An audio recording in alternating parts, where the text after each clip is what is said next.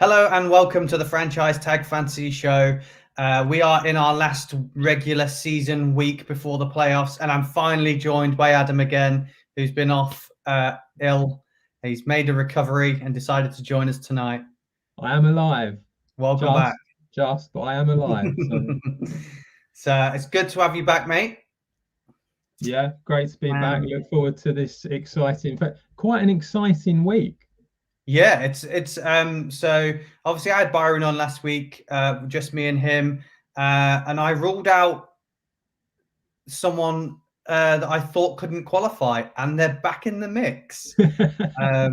All the stars align for them to still be in the mix of it.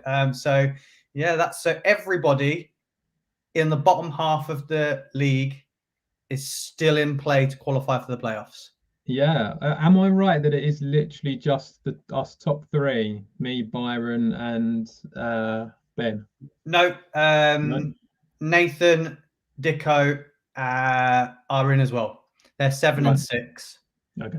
So it's all the people on 6 and 7, and all the people on 5 and 8, which is the rest of it. So it's just the top 4 teams, top 5 teams are in. So we're playing for those last 3 spots, which everybody's playing for. It's probably the most wild one. There's season we've had, I reckon, for the amount of teams that are left in contention for the final week. So Yeah, it's pretty crazy. And I think it's funny because obviously, like, kind of, it's weird because Byron's first, I'm third, we're playing each other, and yet it is quite possibly the most pointless matchup ever because we both qualified and we haven't really got anything to play for. um, I know there's positioning and stuff like that, but I think I'd probably say there is a big importance for you guys in this one. Can I bring it up on my phone? Can I? Playoffs.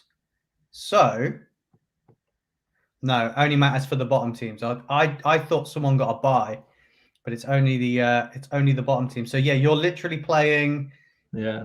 playing for the opportunity to play the lowest seeded team, if anything. Yeah, I mean, I suppose there's that, but it's, I don't know, it kind of feels a little bit like a bit of a dead game. I have to say though, I think it's going to be very well. I'm kind of almost looking forward to the bottom half more than the top half, despite being in the top half. I think the bottom half is so tight, and anyone could win any game that going for that Sacco could be very interesting. Yeah, it's going to be interesting. Obviously, the punishment. There's a lot at stake, even if we're in that bottom half, which makes it still exciting for us guys down there. I think it was mentioned. I don't know if it's going through this year or next year, but there was talk about there being a prize for the person who finished top of the league prior to the playoffs. Don't know whether that's still happening, but you're in contention for that still. I don't know. We didn't come. I I don't mean, think it's been we might finalised. do. It is something that we could do. We do have stuff that we could do that. There's no reason why we couldn't. I think I actually think it's probably something worth doing because I do think whoever does come top, and I think chances are Byron probably is most likely to. Um, I think probably deserves something for coming top. Yeah, So it's like because it's not it is so tight this year. I do kind of feel like that there is something that they a should be reward for that. deserving. Yeah. Yeah. So we've I've got lots of little boxes over there. But I'm sure there's something we could find. So Well, as I'm at one of the teams that's in the bottom half of the table, we'll quickly talk about my team before we move on. Um, I don't know whether I'm just being semi-arrogant or what, but you said in our little group that, I mean, I didn't nibble on it, but you were like, you just need a better teammate. Stop making excuses. But looking at my team, I still like it. I wasn't actually. I was talking about the Giants, but Oh, yeah, well, that as well. Um, but yeah, I feel like this year, and this has come from last week as well. Last week I played Byron, who's top of the league, and I feel like I keep coming up against people on the weeks that they have a player that has a ridiculous standout week. Yeah. So the week that I played Ben, who is second, I lost to him by 1 point. My team played well, and he had Deebo Samuel that scored 38 points. I played Byron. My whole team played well. I scored well. I was happy with the points that I got. And he had Justin Jefferson, who had like 11 receptions, 187 yards, and a touchdown. He could have scored like 30 points, like 34 points, whatever it was. I'm like, I keep coming up against these players. Okay, I played Dan, nearly bottom of the table. It was another one. I think he won by like 2 or 3 points. He had Jalen Hurts in his team the week that Jalen Hurts threw for 3 touchdowns, rushed 2 touchdowns in, and had all this stuff. I was like, it just seems like who I play, someone on the team has an unbelievable week. Yeah, I mean, you have struggled with injuries a little bit as well. So like, yeah, in the middle of the season, I lost my Yeah. 2 running backs. I lost my quarterback, but you lost Hopkins for a while as well. I lost DeAndre Hopkins, lost Russell Wilson, lost Nick Chubb. Yeah. But I thought I had strength on my bench, and it did sort of shine through a little bit. I won some of those games, but yeah, I just feel like I'm coming up against the teams that they get a player that has a beyond. Like, I only lost to Byron by 10 points, and his 2 wide receivers between them scored 60. So, you know, how do you compete against that? Yeah, exactly. It is really difficult, and it's like, I mean, who have you got this week? I've got Johnny this week. So it's another one of the guys. Whoever wins between us two could potentially take that final spot. So that's a big game to watch, I think.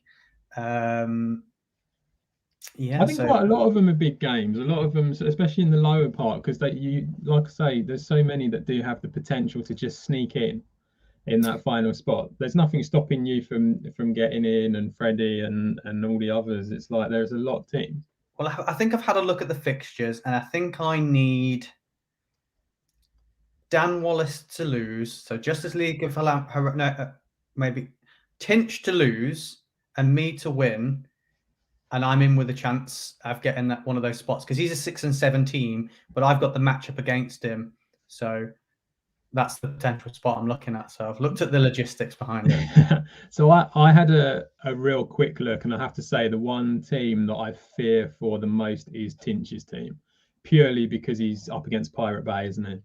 Mm-hmm. So I think that's going to be tough. He's got Mike Williams. So yeah, I don't know if he's playing yet or not. He might play, he might not. There's a lot of talk about that. They reckon that he probably will, but they don't know for certain yet.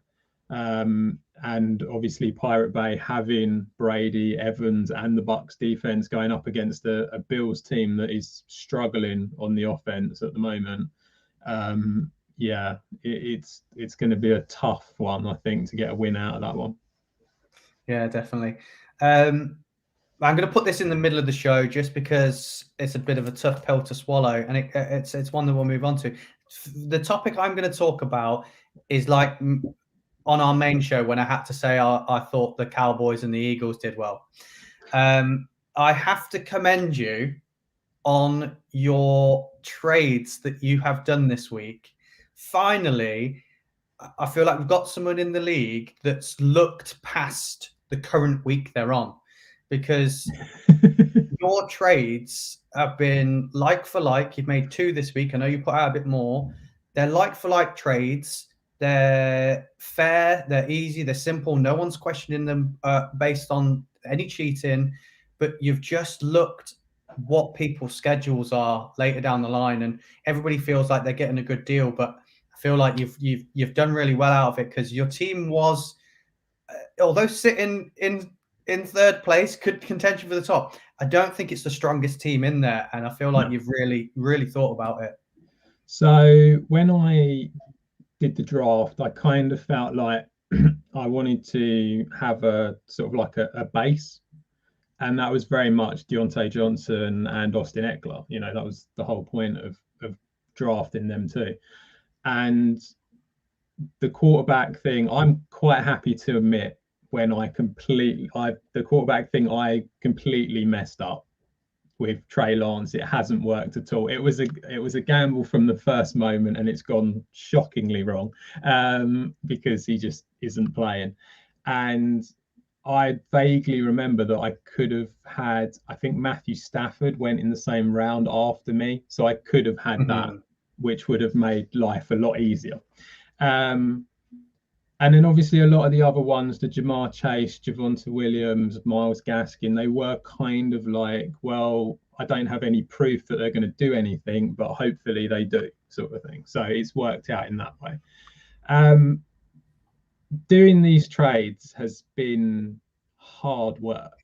It really has. I've never known anything like it in a league that I've been in. It's been really strange. And I know that we've spoken before about the past and how you've come out and said that people basically just don't trust the other people and think that they're getting ripped off in one way or another. And I did a trade with Ben where I've been trying to trade Jamar Chase for about 3 weeks to different people and finally found someone for DK Metcalf. And I kind of, like, as you said, looked ahead a little bit because in a way I kind of have the luxury to, because I sort of knew that when I was, I mean, I would argue when I did the Jimmy G trade with Johnny back in week 9 or something like that, that was me looking ahead then, because the 49ers and the Jimmy G as a quarterback has got a decent set of fixtures in the playoffs, sort of thing. So that was me looking ahead then, and I've kind of been doing it ever since, because I was like 6-2 or whatever, and you kind of feel like you're probably going to get there. The DK Metcalf one, it's just purely because he's got a better schedule. Compared to Jamar Chase. I mean, Chase has got some tough matchups. I wasn't really looking at this week because, you know, as said before, kind of feel like it's a bit of a dead week, but was looking at the playoffs. Chase has got the Broncos, the Ravens, and the Chiefs. Metcalf has got the Rams, which actually turns out to be, in theory, according to the rankings, his easiest game, the Bears and the Lions. So you just kind of feel like that, you know, in theory, Metcalf should produce more points. It's kind of very much a stats way of looking at it, but whether it works is another thing. But yeah, I like the boldness of what you've done, and I think I like to say I commend what you've done this week. With I know it's hard to get these trades through. If it was real life and you were Jamar Chase, you'd feel so gutted because he's the 7th rated wide receiver in fantasy football, and he carried your team. For the whole start of it. Yeah, he literally carried it. When they had the bye, and when they came back from the bye, it came across as though every single team that the Bengals played went, right, we're double teaming this guy. That's it. We're not going to let him get it, which is why you're seeing T. Higgins is suddenly flying now, sort of thing. So yeah, I just sort of came to the conclusion that there's no point me keeping this guy who he probably will get me 10, 12 points every game. He probably will. And he might go against the Broncos and get a touchdown, or against the Ravens. You know, these teams haven't exactly been great that he's got against him. But to me, given how Russell Wilson seems to be getting back into it a little bit more, the Seahawks just seem to be playing a little bit better. They're kind of in do or die mode where they literally can't give up a loss now. You know, they got the Texans, the Rams, the Bears, and the Lions. Hopefully Metcalf gets a few more. It's kind of all it is. And again, that was kind of my logic when it came to the Bridgewater and Tua trade. Yeah, definitely. So, we'll move on to a topic that we haven't had a chance to talk about during the season because it's never happened. But we've had a game in the books. So we've got points already on the matchups. This is the first time we've done a show where we've had that. I just want to go through some of the teams that have had those and whether you can call it now from the knowledge. So I've had a player play. I had Pat Frymouth play. Scored me 11 points. I'm going up against Johnny. We said it's a big game. I'm still only predicted 108 to Johnny's 112. Do you think that 11 points psychologically will play into any factor for this game? Psychologically, I don't think it will change either of your mindsets, will it? But well, I don't know whether I don't know whether it makes Johnny wonder. Will he need to do something a bit bolder? Does he need to try and find some points somewhere else? Is Mark Andrews the right tight end in his team to match up against Frymouth for points?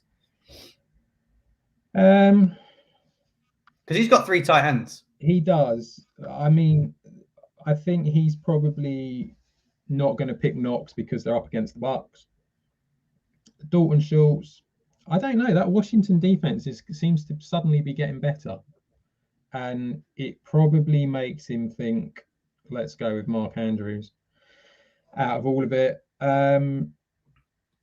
I mean, when you look at the two teams, I think his biggest problem is going to be whether Kamara plays or not.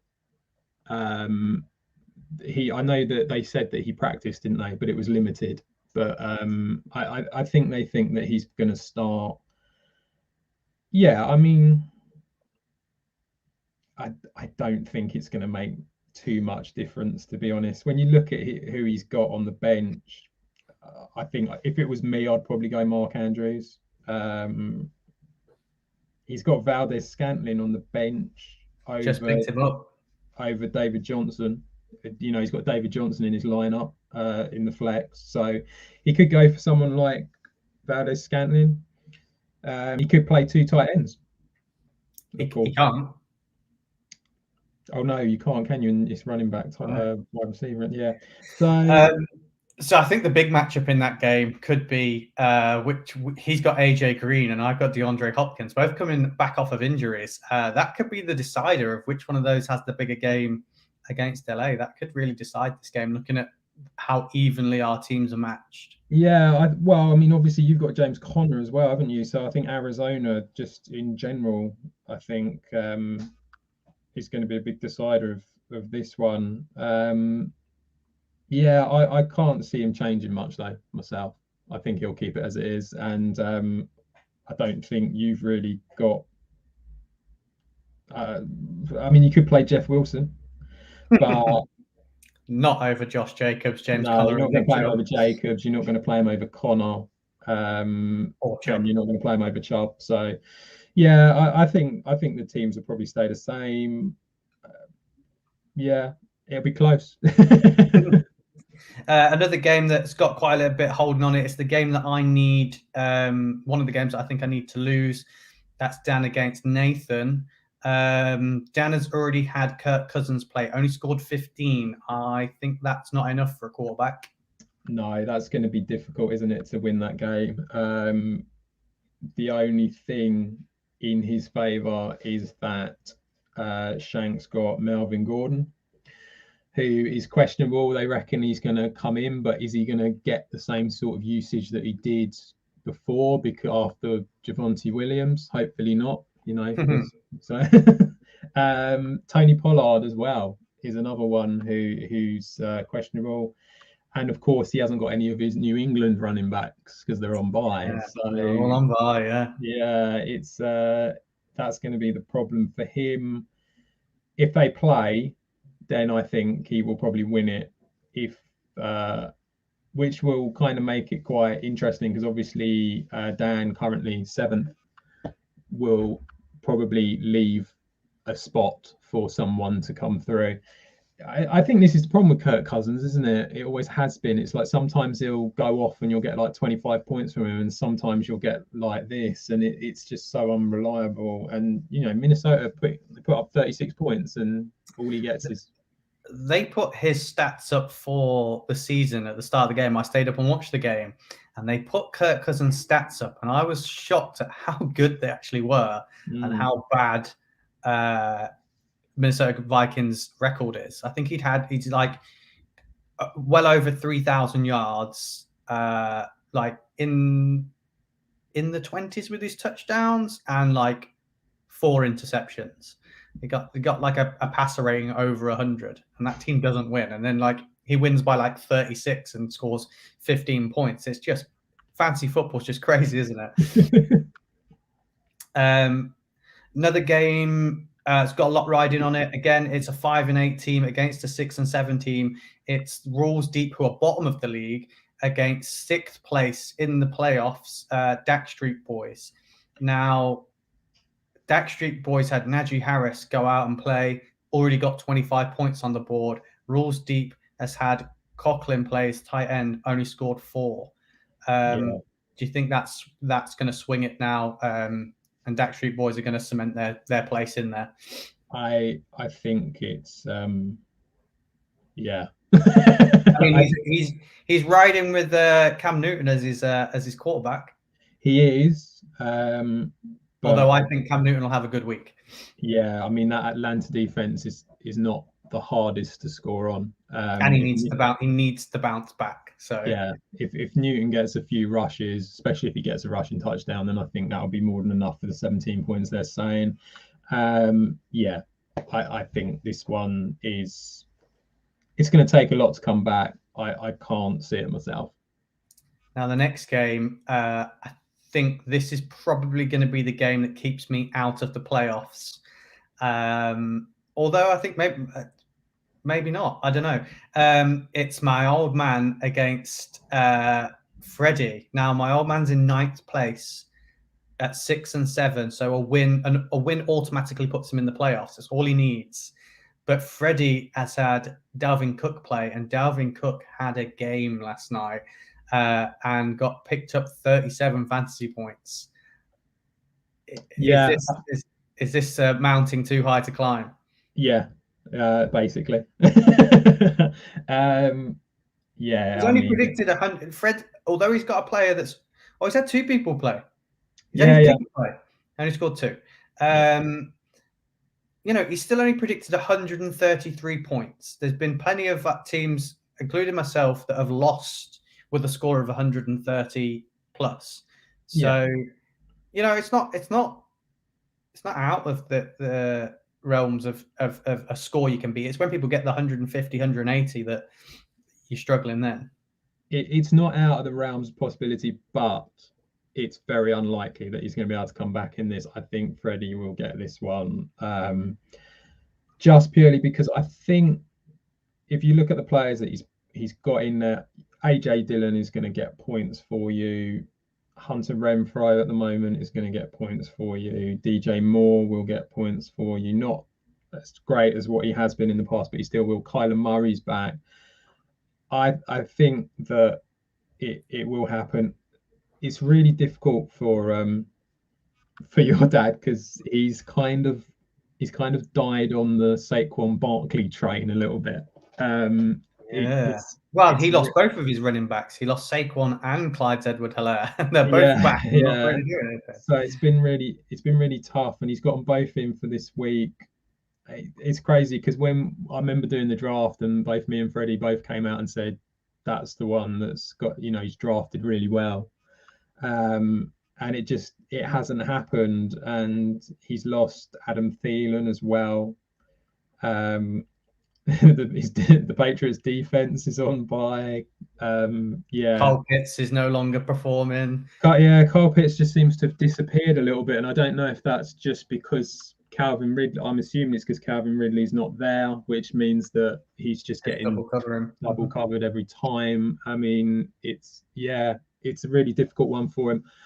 I can't see it changing. I think Fred will get this one. Just purely because he's got a running back that's gone and scored 20 points more than what he was meant to score according to this. So yeah, I mean, you'd expect that front 7 of Pittsburgh to be quite good, but there was holes all over the place. And he was picking up, just in the first quarter, I saw him rush for 3 times over 15 yards. I mean, there was that many holes.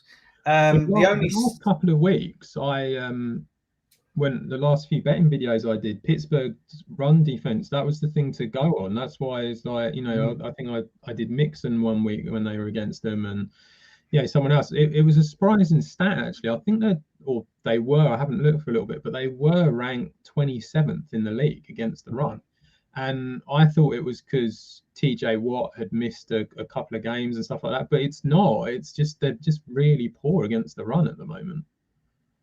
Yeah, I was trying to see whether I could work out what their rank. I can't see it because I've already played. Can't see what the ranking is. But the only saving grace he's maybe got. I don't wish to say this because you don't want to add anyone, but DeAndre Swift has started games and left them very early. That's the only concern I'd have, that he starts and in quarter one goes off and doesn't come back into the game, which we've seen 3 times, I think, already, and it's burnt Fred a lot this year. Yeah, I mean that is obviously something, but even when you look at it, Dalvin Cook has more than made up for it. Like, so even if he doesn't play, Dalvin Cook has made up and then some on top of it. So yeah, I mean he's scored what you'd be happy for both your combined running backs to score, hasn't he? Yeah, exactly. So again, you and Byron have both had people play, but we don't really care about that game. No, like I said, it's a bit of a dead run. It's funny because we both had one person play. It's a really tight game. It's going to be really close, I think, us two in this game. But as I said, there's not a lot really riding on it. So I think Byron is one of those guys that if he's watching this video, he should take some advice from you and try and ship out some of his big names for see who wants to trade for a running back, because his team's been strong all year, but it's had injuries at the back end of the year. I mean, he's got he's got Breida, Robinson, Aaron Jones, and Elijah Mitchell. So, I mean, I would have thought he would probably go for Jones and Robinson as his main two. And then I know he's playing Breida but he's got Breida in because Mitchell's out, isn't he? Yeah, I mean he's had to play Breida in a couple of games now due to injuries to various players in his team. I just think he's got 2 wide receivers in his team that he could get rid of one and bring in a lot more strength for trade for one of them. Yeah, so you could almost it's almost like the sum of all parts becomes stronger by releasing one of the stronger ones. Yeah, I think he probably could do something like that. I don't know if he would be up for doing that though. I mean, no one is going to be looking to trade away Cooper Kupp, given that he's the number 1 wide receiver, are they? And also at the moment, the way Jefferson is with Thielen gone, I get what you're saying. I just can't see it happening. I mean, he could potentially pick up. I don't know what you're thinking. Maybe a Nick Chubb. Well, I don't know. You're the one who's got him. So, but there is no reason why he couldn't do something along them lines. But didn't he? Was he the one who prioritized wide receiver over running back? He did, yeah, and and then he panicked and then put together the trade to get Mitchell, didn't he? Where he got rid of some of his wide receivers. Yeah. Pirate Bay have already got off to a good start. 17 points already on Tinch. We did say earlier, Tinch is the game we think might struggle.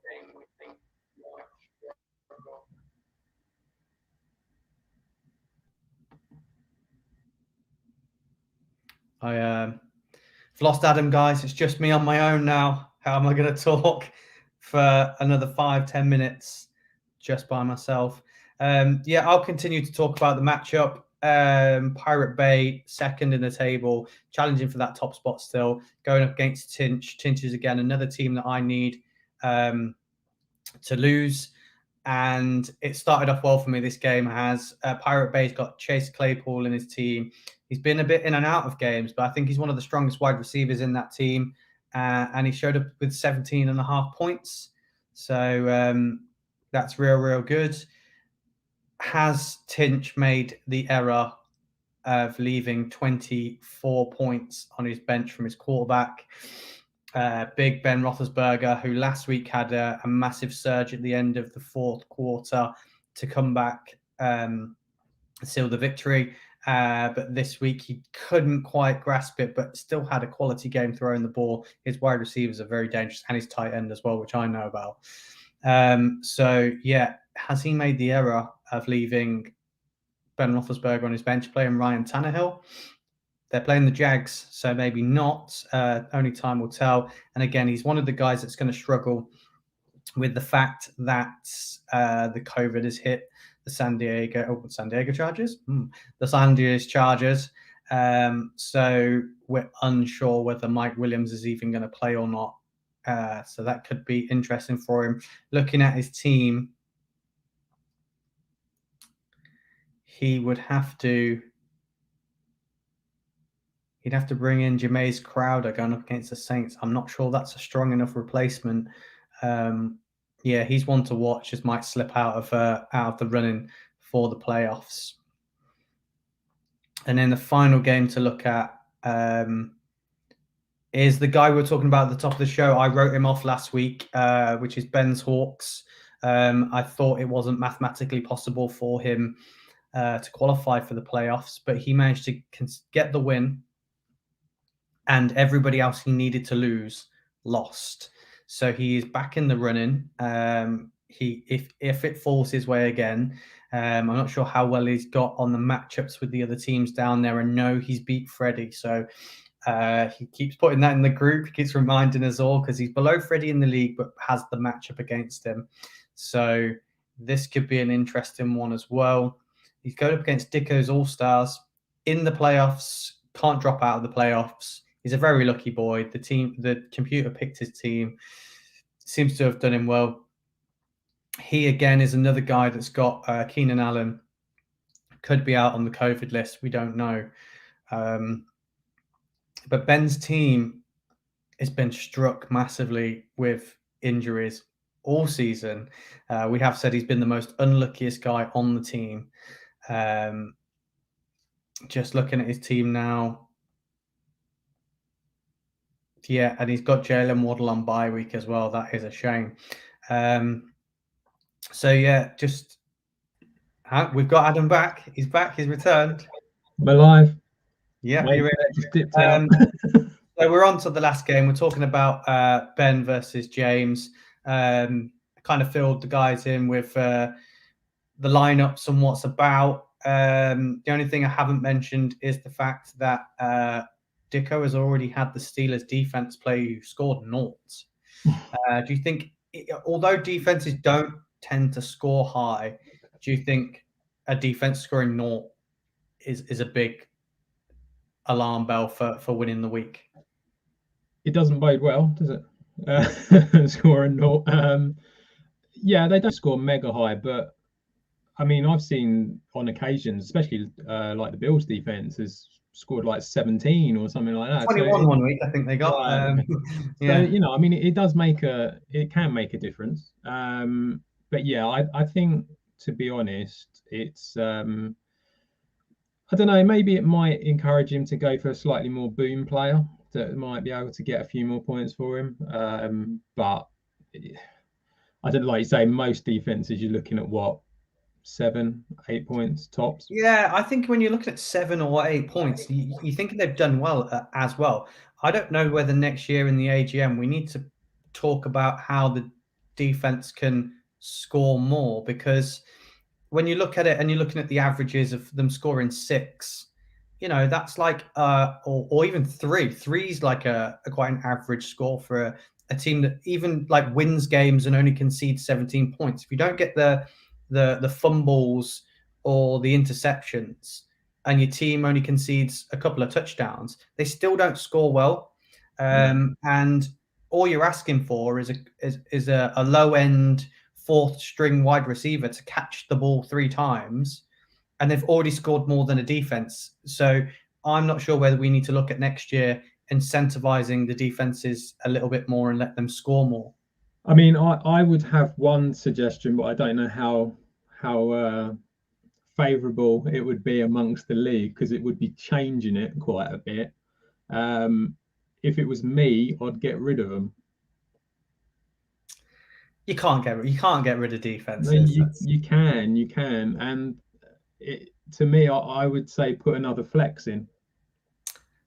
No, I'm gonna, as commissioner, I'm gonna overrule that. We're not getting rid of defenses, especially Freddie's a guy who loves defensive football. You know, it's a big thing, and I think like there is very few really elite defenses out there. So picking the right one in the draft and sticking with them and riding with them can really help you. I think the Bills on mine has helped me get over the line a few times. So I think there is value in them. I think it's going to be very difficult to find a way in which you get more points from a defense, though.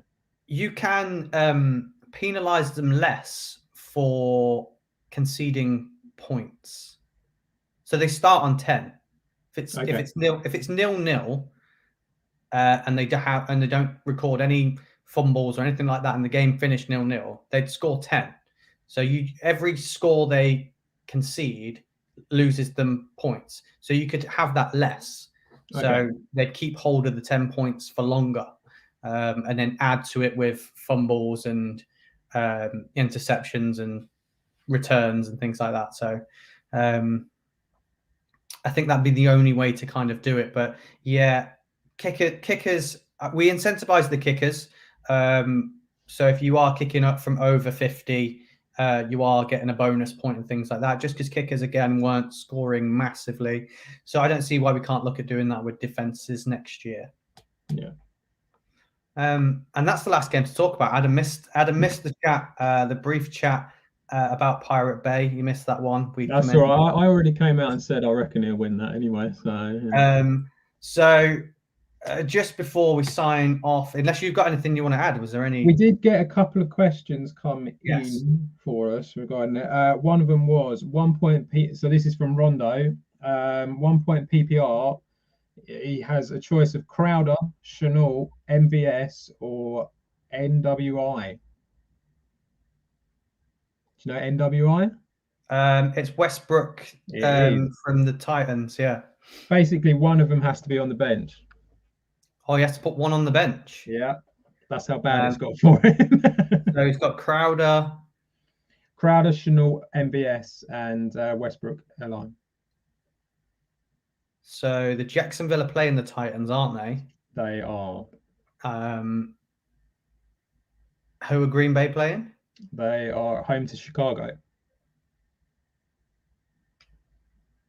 I think you keep MVS in there. He's had a good couple of weeks, hasn't he? I don't rate Crowder, but he's probably a more stable player. I'd probably say Westbrook has been nowhere in some games, hasn't he? Yeah, well, I suppose the thing is that when you actually think of where he is on the depth chart, he's obviously not considered that great. It's just that because AJ Brown and Julio Jones aren't around at the moment. So I mean, even the week that everybody was off, I think he was then touted to be their number one wide receiver in that game, and he didn't show up. No. So I think off of the back of that, I think the best thing for him to look at would be look at each player and look at the targets each week, and then base it on then of who's getting the most targets, whether they're catching the ball or not. You know, the PPR especially, if they're getting the targets, they've got the ability to get that 1 point, and that 1 point turns into 5 catches, even if they don't have a great game or they're for short yardage. You know, 5 points with a bit of yardage on there as well, 6 to 10 points. That can be enough sometimes to win games. So I'd look at how many times they're being targeted rather than how many points they've scored. Yeah, I do also. I think MVS is a good play for this week. I think he'll do okay. Rodgers has targeted him in the last couple of weeks. So I think that's a good one. Another one we got, and this is from someone in the league who didn't want to name his name because he thought that you might give Duff information given Oh. the fact that you two are near the bottom of the league. So that's as much help as I'm giving you.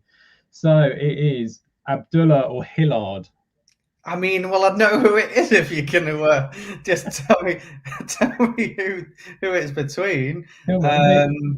Which one are you going to go for? You got to put your professional hat on here. So he's also got Tevin Coleman who's out as well. Is that why? That's not what he asked. He just said Hillard or Abdullah. He's got both of them in his lineup. He's got JD McKissick on the bench. Okay. Yeah. I mean, he said Abdullah or Hillard. I would probably go. They're both similar. They're both going to be the catching backs of the teams. Yeah. Because obviously Chuba Hubbard will be the starter for Carolina, and Foreman will be the big back for Tennessee. When it comes to terms of running, they're playing Jacksonville or Atlanta. Jacksonville's got the better front seven. Cam Newton's going to be starting. I'd probably say Hillard's probably the better one to start, based on the fact if he's receiving the ball, Jacksonville aren't great when it comes to the players catching. Whereas, like I said, I think when in terms of running and throwing, I don't think that Abdullah will see as much maybe as Hillard. So I know that the Falcons are worse against the run. They're one of the worst teams against the run. Having said all of that, it is different when you have Cam Newton there. So, Cam Newton and Hubbard. And Hubbard. So it's not just dealing with a running back in the way, you're also dealing with a quarterback who essentially becomes a running back most of the time. So because of that, you do have to question how much Abdullah's actually going to get when it comes to game time here. I mean, he will get a few, but not a lot. I think for that reason, probably Hillard in a team that runs the ball a lot as well.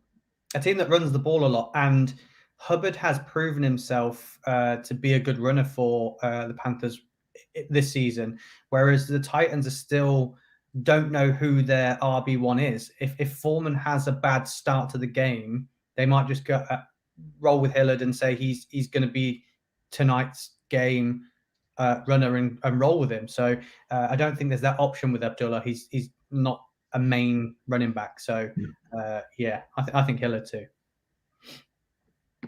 Right. Well, we've overran as always when it's me and you. But hey ho, I did have to try and fly the flag by myself for a little bit. So that'd be interesting watching for you when you go back and rewatch it, seeing how I coped by myself. But best. This is usually a point I'd ask you about a bet. I know you had one lined up for me last night, but we'll save the rest of the bets for Sunday, so I won't ask you tonight. But thanks for joining us. If anybody's logged on or watching this main show again next week, I think we might be going live next week. I think Freddie mentioned something about going live. I don't know. Watch out for that. Follow us on social media and you'll find that. And we'll be back for the Sunday preview show. I'm not sure who it'll be. It might be all three. It might be one. I don't know. But log on, find out, see which face you get. So thanks for joining us, and best of luck in your fancy weeks. If it is your last week before the playoffs, hope our advice helps and you qualify for the playoffs too. But till then, thank you. Good night.